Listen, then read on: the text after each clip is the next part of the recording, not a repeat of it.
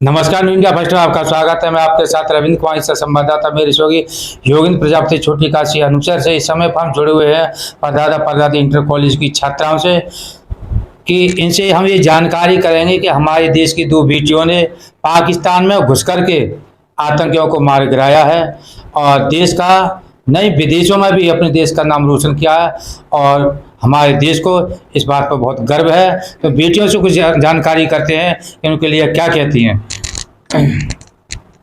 तो बेटा, जैसे पहलगाम पर जो हमला हुआ था और उन्होंने ये कहा था आतंकियों ने कि जाकर के मोदी जी को बता देना, इसलिए हम आपको छोड़ रहे हैं जिंदा। तो क्या कहना चाह रही है? हमारी बेटियों ने उनको ऑपरेशन सिंदूर में जाकर के उनको मार गिराया। हमारा भारत पुरुष प्रधान कहे जाने वाला आज अपनी बहादुर बेटियों की बहादुरी पर बहुत नाज कर रहा है। आर्मी में कर्नल सोफिया कुरैशी ने पाकिस्तान और पीओके में होने वाले ऑपरेशन सिंदूर के बारे में 7 मई मीडिया में ब्रीफिंग की जानकारी दी। इसमें उनके साथ व्योमिका सिंह भी मौजूद थी। इन बेटियों ने आज हमारा ये इतिहास रच दिया। तो क्या करेंगे आप एयरफोर्स में या आर्मी में जाने का कभी विचार हुआ है? हाँ, मेरा आर्मी में जाने का विचार हुआ है, क्योंकि मेरे को जैसे हमारी बेटियों ने के इतिहास रच दिया है। ये बोलते थे पहले कि हमारी महिलाएं कुछ नहीं कर सकती, तो अब इन्होंने एक ऐसा इतिहास रचा है जिसकी वजह से हमारे अंदर और ज़्यादा बहादुरी की उमंग उठ रही है। और मेरा मन है आर्मी में जाने का, क्योंकि जब हमारे यहाँ पे ये लड़कियों को ज़्यादा आगे पढ़ने की शिक्षा भी नहीं दी जाती थी, और अब ऐसा है कि इन्होंने इतना बड़ा काम करा, इतना बड़ा इतिहास रच दिया है, तो उनसे महिलाओं के लिए और ज्यादा आगे की उनके लिए जो सुविधाएं और ज्यादा बढ़ चुकी हैं। अच्छा, जैसे महिलाओं अपने हमारे देश का नाम रोशन किया है, इनका श्रेय किनको जाता है? इनका श्रेय हमारी महिला को ही जाता है, क्योंकि जब 22 अप्रैल को पहलगाम अटैक हुआ था तो ये जो उनका सिंदूर जो मिटाया गया था महिलाओं का, उसको लेकर ही तो ये ऑपरेशन का निर्माण हुआ था।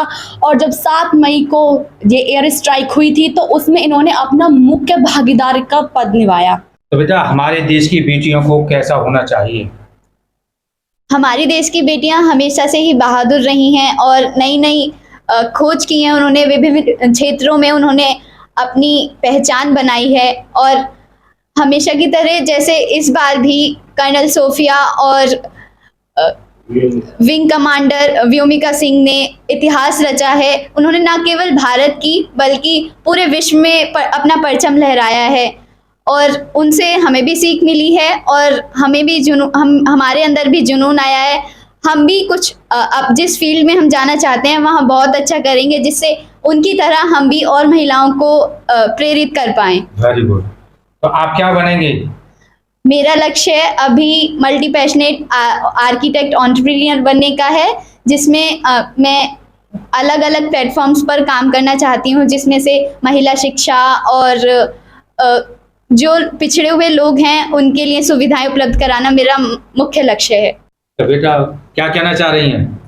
पहले हमने देखा था कि पहले लड़कियों को, महिलाओं को इतनी आज़ादी नहीं थी कि वो घर से बाहर भी निकल पाएँ, पर अब वो इतनी आज़ादी है कि वो बाहर जाकर और बॉर्डर पे भी लड़ रही हैं, और सब मतलब जो महिलाएं उनका सहारा भी बन रही हैं। जैसे कि सिंदूर जो ऑपरेशन जो हुआ था, उसमें वैसे तो वो महिलाओं के लिए ही था, क्योंकि किसी के बेटे गए थे, किसी का भाई गया था, किसी का पति गया था, पर उसमें फिर जो ज़्यादातर भूमिका निभाई वैसे तो मोदी जी ने निभाई, पर उसमें जो साथ दिया है ज़्यादातर वो महिलाओं के ऊपर ही और उन्होंने दिया है। और वो उसमें ये भी है कि और महिलाओं को भी प्रेरित किया है कि अगर तुम मतलब कुछ ठानो तो कुछ भी हो सकता है, अपने हित के लिए लड़ो, अपने जो तुम पे अत्याचार हुए हैं, जो तुम्हारा सुहाग मिटाया उसके लिए लड़ो, तुम अपना इंसाफ मांगो। अच्छा, देश के दुश्मन के लिए आप क्या करेंगे? देश के दुश्मन के लिए अगर मतलब जैसे उन्होंने पहले स्टार्टिंग की थी, पाकिस्तान वालों ने पहले स्टार्टिंग की थी भारत के साथ लड़ाई की, तो वो वैसे तो पाकिस्तान से कोई लेना देना नहीं था, क्योंकि ये सिर्फ आतंकवादियों के लिए था। तो उसमें